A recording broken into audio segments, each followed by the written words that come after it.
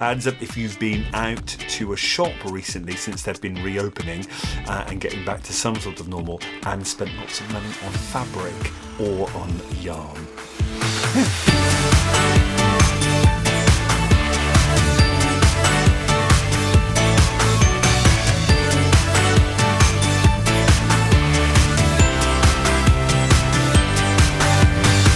Suddenly everyone's hands have gone up. Good. Support your local yarn shop and your local fabric shop. It's wonderful. Well, how are we? I hope you're all well. Oh, I'm just really well. It's lovely to be back in the shop. It's a sunny day. I'm in my apron and my badge pin in the shop. I've had it painted as well, which we'll come on to shortly. Sadly, I don't have Áine anymore. Her work is going through the roof, and she's got more work since she's graduated and become a yoga teacher too. So that's all coming in. So just the way life goes. I can remember back 2 years ago when I first started doing the vlogging. It was Áine that brought her equipment in because Áine is a vlogger as well. You can see some of her videos on her channel, and she would use her equipment and she would edit it all. And over the time on my camera here, and then during the pandemic, I learned to start properly editing, and I'm now kind of addicted to Final Cut and editing. And so sort of my learning curve has gone right up through the roof. And then I was vlogging at home from the potting shed. So I was really excited to get back here in the shop. But as life does, it moves on. She's still here, she hasn't moved away, and I still see Áine every Sunday when we do our little virtual craft sessions, and she will, I'm sure, at some point be doing some videos for us to feature in the vlog, as I will when I see Ting or Jen or other friends of the Woolpatch, and Carol too, hoping to do some more sewing videos too, because I know many of you who subscribe are dressmakers and are interested in fabric and hand sewing and couturier stuff. So we're going to have loads of videos from collaborations from everyone over the coming months. So yes, she's not sat here now anymore, but you will still see her popping up here, there and everywhere. So you've just got me and my long hair. Though saying that, in three weeks, yes, at the end of the month, it's all gonna be chopped off. So feast your eyes on the curls one last time, because I think the next vlog it will probably have all been gone. But anyway, so lovely. Regardless of all that, it is just lovely to be back in the shop. Things opening up, positivity. Things are we seem to be working our way through it. So that's a good thing. And the shop is still going. It survived the pandemic, though it is a bit tight at the moment because it's summer and confidence is only now just coming back. So I can't wait for September and October when it gets a bit cold and we all stay at home and we're all knitting. But the shop is still here. And I've spent time rejigging it, as you do. Can you believe it's been 5 years since I've been here at the shop? 2016, I started the shop. I left teaching. For those new subscribers who don't know, I left teaching. I was a teacher for 16 years when I started in 2000. And I left in 2016 just because it felt time, and they were changing the exams as well and how they do the exams. So I just thought that's perfect time to leave. And I came to this shop. The lease is 5 years, signed it and it came up literally this month, and I've signed for the next 5 years. So 5 years more of vlogging, putting up with this. And so I was therefore changing things around and experimenting with things, adapting things. My lavender and blue is getting more and more popular, so I've had to put more effort into that, and that's exactly what I've done. I've moved the haberdashery, you can see it there behind me, out to the back of the shop. no one really needs to browse haberdashery. You kind of go in knowing what needles you want, if you need needles, or what thread you want. So I thought the thread could sit there. And I've made a special feature for my lavender and blue for the tourists as that continues to grow and to develop. And I had a special guest come into the shop, a local sign writer, Wayne. I think he's done all the signs in the village, or pretty much all. He's a classic traditional sign writer with all the calligraphy style, or what you see in the pubs when you see their signs or their menus. And I said, oh, Wayne, can you come in and work your magic and do my lavender and blue display for me? Well, he did that. And he did even more. So without further ado, that's enough of me chatting. Let's go in and see how the shop has changed and Wayne's marvellous sign writing on the walls.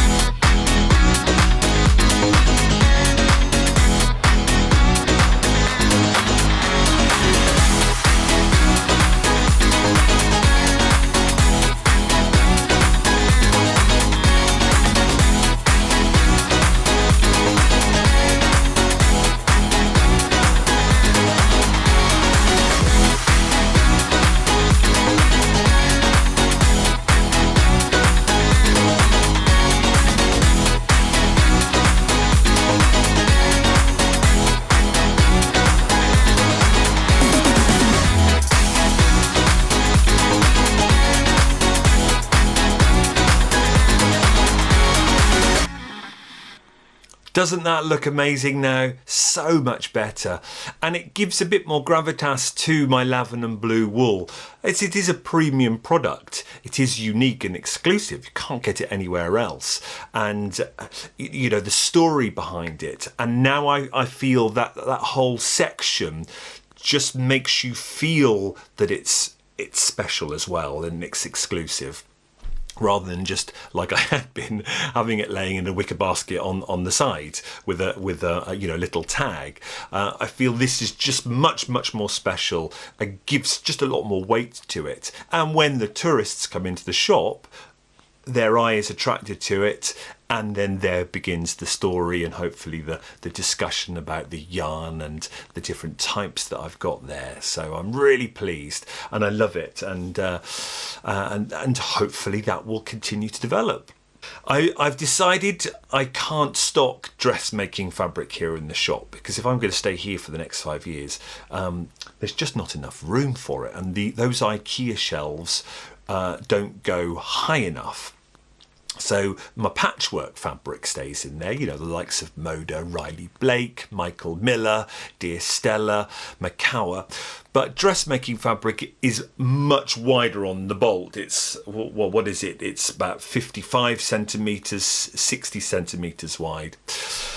So I am going to stop doing dressmaking fabric and just keep specialising with the patchwork.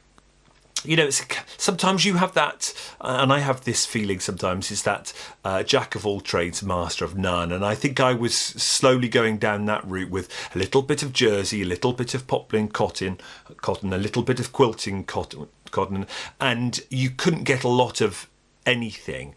And I think if you're going to go down that route of stocking jersey, I'm just trying to think if I'm going into a shop myself to buy some jersey, I would probably want certain colours, and that might mean having a range of 6 or 7 bolts at least.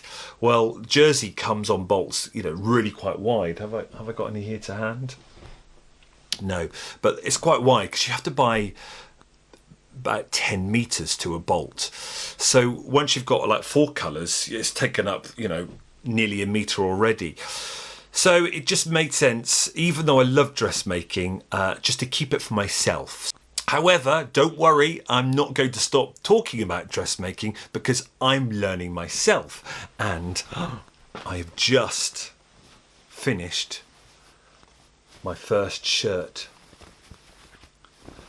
But I'm not going to talk about that yet. That's coming up in another episode where you'll see me wearing it, talking about the pattern and everything. So just to whet your appetite, I'll still be talking about dressmaking because I want to learn more. So I know many of you are sewers, patchworkers, dressmakers, and many of you are knitters and crocheters.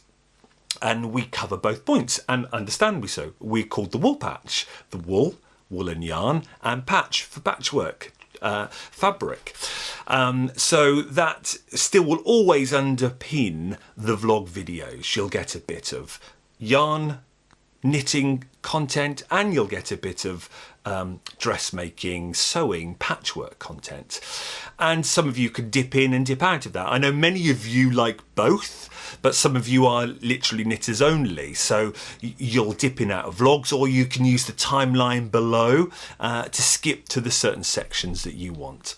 And I'm hopefully, next couple of weeks, going to see Carol in the flesh. I know, I've only ever spoken to her over Zoom.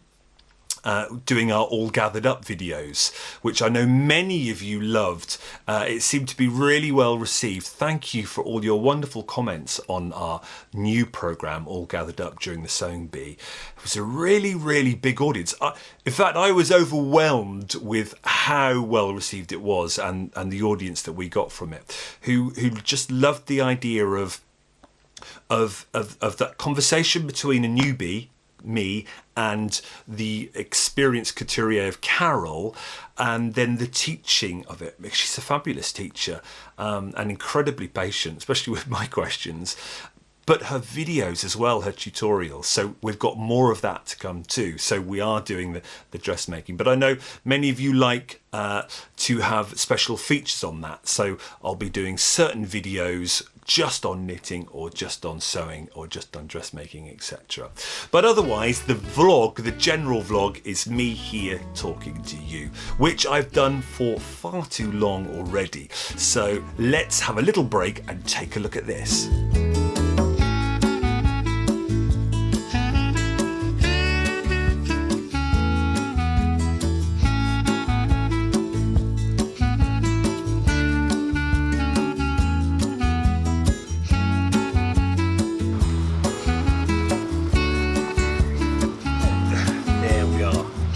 Trays full, and we're going to put them up in this little corner here, my Woad bed. Great. Oh, it's hot today.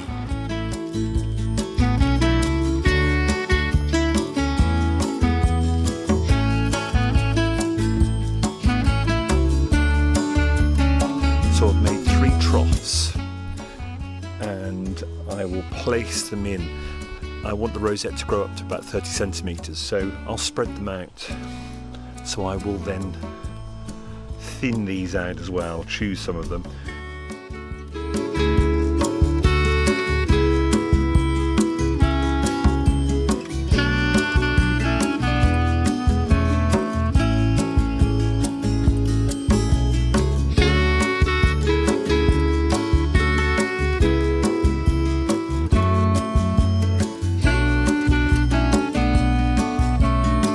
There we are. One bed just to water now, and then wait till August. So this is one of the plants I planted last year. Can you remember when I did the videos for the first time? I let it continue growing because you only get the seeds from the second year plant. Look at it. I'm 6'5". I mean, what's that, 6'4"? It's incredible. You see? Look. You can actually dye with the flowers and get a beautiful yellow. I don't know how to do that, so I'm going to have to learn that. Look, see? Just as dull as me. Brilliant. Oh, watering can.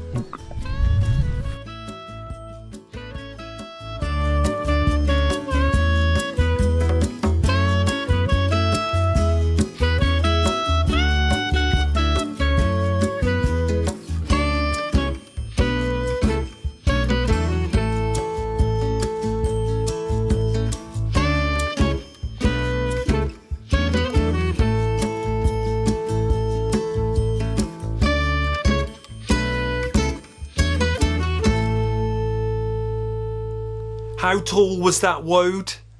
It's like tall as me. It's since gone to seed, and I've got the seeds, so I've got plenty of those to grow for next year.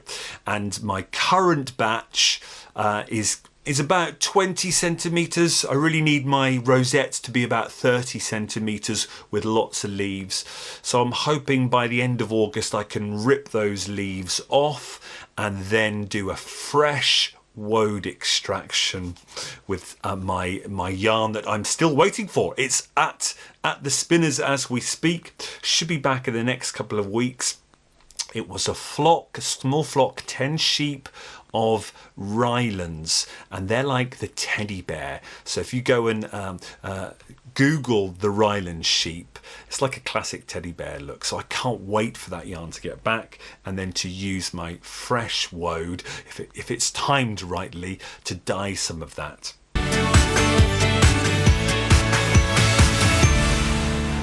ColourLab is officially here at the Woolpatch.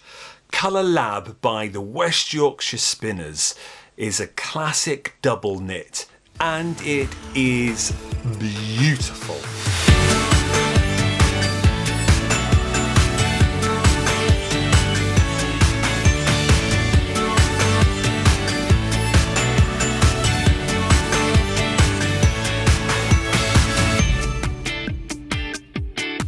It's a relatively new yarn from West Yorkshire Spinners. It's solid colours and variegated, self-striping.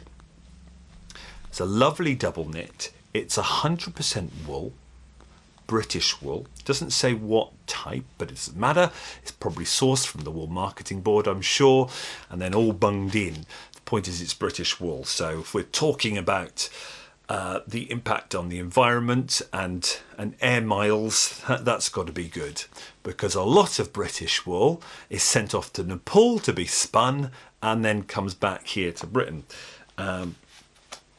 So it's lovely. Now, it's predominantly a bright colour palette. It's not a muted way, so it's bright yellows, bright oranges, it's bright blues, it's bright greens. So it really is, when you think of colour, it is colourful. And these self-striping ones are just beautiful.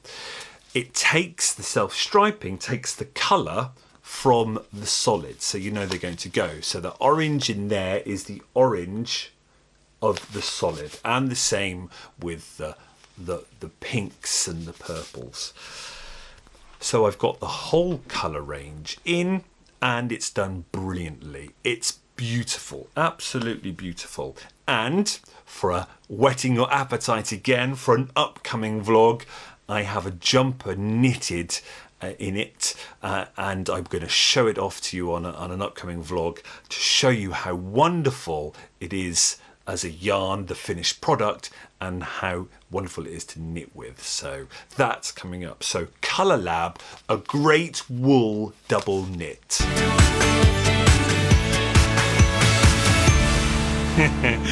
Gone knits up. Your worsted knitting stories. Brilliant, hey. A feature title that was inspired by Rob, and I'll put his Instagram link below. I asked for some clever titles for future features on the show, and he came up with that one. Gone knits up. to break apart, to malfunction, to completely go wrong. So I would love your stories, your knitting stories of things that have literally just done that have gone wrong, gone south, gone pear-shaped, whatever it may be, gone knits up, and it would just be lovely to share them with everyone, because we've all been there with a project where it has just gone wrong, and it might be something that's gone wrong, like with me and and my Colourwork, where I just have to ripping it out and out and out. It might be something else where you had a lovely garment and it went all wrong at the last minute when you put it in the washing machine. Whatever, I would love to hear your stories. So we've got a contact form on our website, or I'll put it in the link below. Just let us know, type it up. It could be as long or as short as you want, but it'll be just lovely and fun, I think, to share with you all the stories that you have of where things have gone wrong. And it doesn't just have to be knitting, it can be sewing and dressmaking orientated. It's just important to embrace those mistakes, and sometimes we have mistakes in our projects because no one would ever know, but sometimes we do have to rip back because it sort of eats away at you and you just can't not see that mistake, but we've all been there, haven't we? So I just thought it'd be a fun feature to have for future vlogs. Gone knits up. So go to that contact form, let us know, share your story with us, and I would love to read them out on future vlogs. It might be a fun little feature on our little vlog show. Whew, right, lots of talking, lots of things covered. Let's slow down the pace. You know what's coming up. Oh, it's been some time and boy have we missed it. Let me give you a brief background into what's coming up. It's a feature called The Gallery, and it takes me back to when I used to watch Tony Hart in a children's program called Heartbeat, where he would draw stuff and you would watch him using pencil crayons, chalk, watercolours, on all that. But in the middle of his program, Heartbeat, he would have this feature called The Gallery. And actually, I think it was continued on in even the modern ones, such as Art Attack. They would have these features where they would just show off the work that the viewers have been doing, and I've always loved it. And yes, I know we can go onto Instagram and we can see what everyone is making, but actually it's just nice to have a curated gallery where it's all coming to one point and you haven't got to do anything. You haven't got to flick and look at her Instagram or look at his Instagram and have to do all the work. I've done it all for you. I've pulled all the pictures together and I've put it into a nice little slideshow. We have the classic gallery music in the background and it just makes us all chill a bit. And it is a really popular feature of the vlog. So it's back. So basically, if you finish an object, or when you finish an object, whether that be a knitted object or whether that's a sewing object, as in a pieced patchwork quilt, or a dressmaking piece, say maybe you've finished a shirt. So I could take a picture of this, and when you post it on Instagram, just use the hashtag #TheWoolpatch, as well as all your other hashtags. I know many of you use loads of hashtags. I would be really grateful if you could add the Woolpatch to your hashtag list when you copy and paste all your hashtags in to your finished object. Please add the Woolpatch, because that then notifies me. I can then see your finished make, and then I can then pop it into the gallery.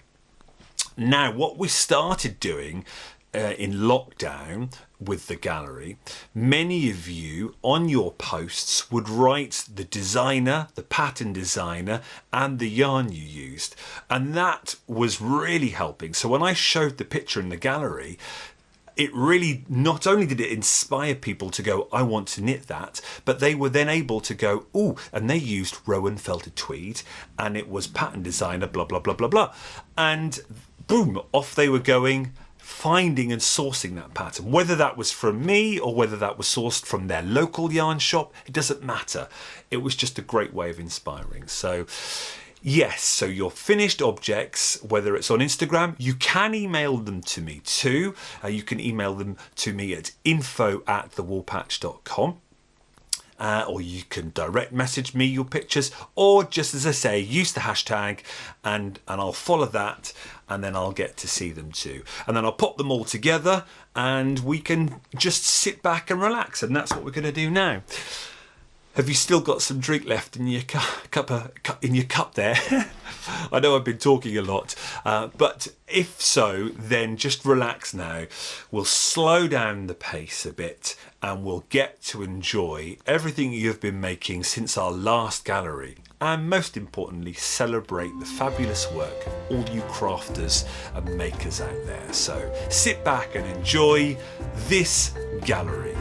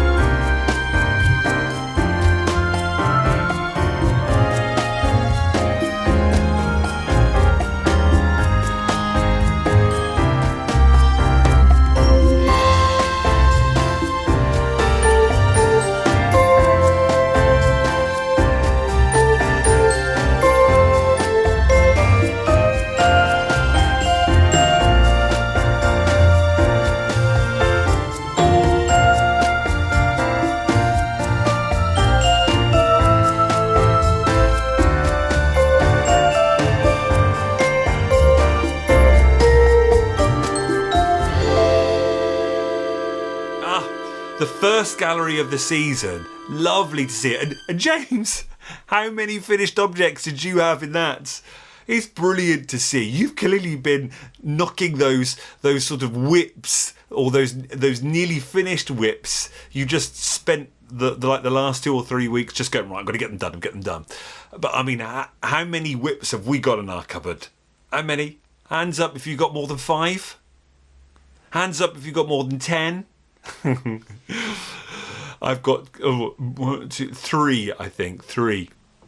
But so yes, it was lovely. So lovely to see. So if you are posting a picture of your finished object on Instagram, if you could just add our hashtag, the Woolpatch, to your list of hashtags. I know many people have like a copy and paste section of all their hashtags. If you could just add us to the bottom, that would be great, and I can find it. If not, as I say, you can email me to the address below, or you can DM me on Instagram, and I can add it to the next gallery. It will be lovely to see. It is just hugely inspiring, and if not, it's just a lovely calm moment where we just get to perhaps put our needles down and to stop and look, because I know many of you knit whilst listening to me and not necessarily watching, because you don't need to look up. Many of you knit and you don't look at your knitting and you are looking at me. But I know the gallery is just a nice moment to put your needles down and just to really appreciate what people have made. And there is some stunning work, some hugely talented people out there, and just so good to see. So thank you for sending your pics. And as I say, just email me or use the hashtag of the Woolpatch so we can find your pictures and then put them in the next gallery. Look, nearly there. I think on the last vlog that I did when I was at the potting shed from our season 2 dark mode, showed you this many a times, gone through a lot with this project.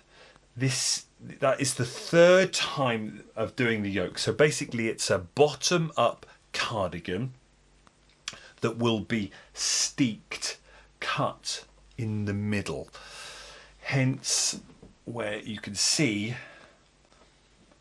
the purl and the knit section and the purl. You can see that, the purl knit section, the purl. That's basically where I'm going to end up with my scissors cutting to make it into a cardigan. And it was my first attempt at colour work, and I say it's a bottom up, so I think I'd gone about 1.5 inches and noticed it was crumpled. So obviously I had my tension, I hadn't spaced out my stitches when doing the colour work, so it then obviously got tight and was bunching. So I have to rip it out 3 times, and then the 3rd time when I was doing my colour work, I was being very, very generous with making sure I spread the stitches apart and being loose. And I am pleased with how it's turned out. It's not been blocked or anything, but a little bit maybe here. Can you see? I'll zoom in. A bit of bunching. But I think that's just general anyway, and that will come out when blocked. When I got to the top bit here, I think it's just maybe the nature of the yoke. Maybe you can tell me in the comments if you've done this type of yoke colour work before. My tension was perfect there, had no issues, and I was still, making sure I was pulling my stitches across onto my needles to make sure it wasn't going to end up being too tight. But you can see how flat that was. So that definitely is better than this. But as I say, I think that will block out when I blocked it properly. But I will do another special video or a feature in one of our vlogs on steeking. I'm looking forward to doing that, and cutting up and then putting my buttons on and making the button band. But I'm really pleased with it. It's a pattern called Intersections by Rosso Cardinale, and you can find him on Instagram as that. And it's, as I say, it's my first attempt at colour work. I have loved doing it. It hasn't given me the colour work bug though, so I'm not fighting for my next colour work pattern. And maybe that comes with time. I don't know. Did you find when you did colour work, you loved it, so therefore you just keep doing colour work? Let me know from about your experiences with colour work, and did it. For some people, I think that's all they do, and they absolutely love it. So they look for colour work patterns all the time, especially with the yokes. But for me, it didn't. It didn't sort of the fire in my heart. It didn't give me that to want to do again. And that might be because I had to rip back 3 times to get it right. Practice makes perfect, so maybe I need to do another project and have greater success with hopefully not ripping back, have greater success earlier to want to do more colour work. But what it did make me realise is knitting bottom up or top down is fabulous.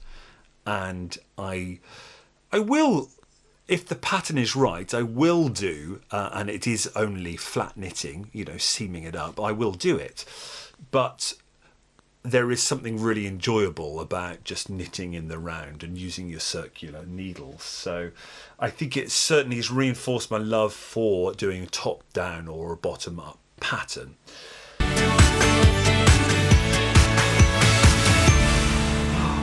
Quick sneak of what's coming up in future episodes. Patchwork lovers, the Alaska Rainbow pattern. I've been doing this as a quilt along with the fabulous Fibre Hustle, Chip and Aram, and with the fabulous Curly Seams, Tracy and Emma. And we hosted a quilt along. It's been wonderful to do. I've learned so much. This has been the most complicated quilt pattern I've ever done. I've never attempted. I just normally stick with half square triangles and a nice Zen chic pattern, maybe with lots of negative space, so solids in it. Whereas this, I mean, look at all those points. So that's going to be fab. So loads and loads coming up over the next couple of months of all things sewing, all things patchwork, dressmaking, and all things knitting and crochet. So it's just love it. Lots of things to talk about. What are you making at the moment? What's on your needles? I can't wait to hear in the comments. Let me know. It would be lovely to get back chatting with you all again. Those of you who knit, those of you who sew, and I hope this content is great for you. Hope you like it. Even if not, I think the most important point is giving some content for those people who like to knit and sew. And if it means that you just sit there for half an hour and you have the vlog on in the background, then that's brilliant. Because yes, we do the vlog to help promote the shop, to in turn help develop the business. But that's the first aim. But the second aim is to give content for those who want more knitting and sewing content, because you can't get it on TV. And that's the wonders of YouTube. You can find content that you are interested in. And certainly what I've learned from the shop here is there are many people who are on their own too. And the radio is great for company and having it on in the background, but again, it's not always the content you want. So this will hopefully make a vlog for those people who are on their own, knitting, then you can chuck it on in the background, or for those where perhaps you're on the house on your own because the house is all gone, they're all out doing something else, and you've got some time to yourself and you can have that knitting chat on in the background, or that sewing chat. Either way, that's what this vlog is all about. And as I say, you can dip in and dip out whenever you wish. But I hope it just gives some value to you. Love doing them, and it's lovely to talk about the shop and to talk about all things crafting. Talking about all things crafting, did you watch the Olympics? What do you think of Tom Daley and his fabulous knitting? Hey, God, wasn't it wonderful? Seeing him sat there, knitting away in the round, making what I think one of them was a little dog coat for someone on Instagram, and then seeing him with his knitted cardigan with all his intarsia on there as well, with the GB lion and the flag and the rings. Oh, it's phenomenal, absolutely phenomenal. Woo, boom, there we go. That's half hour. Been and gone already. Oh, it's good to be back. I can tell I'm out of practice. I'm a bit sore, a bit hoarse already. Until next time, happy knitting, happy crocheting, happy sewing, happy dressmaking, happy crafting, whatever. It's been so good to be back speaking to you all. I hope this last half hour has just been nice switch off, the way you've just relaxed and chilled and done some crafting too, maybe. Whatever. Enjoy, and I will look forward to seeing you on the next one. Bye.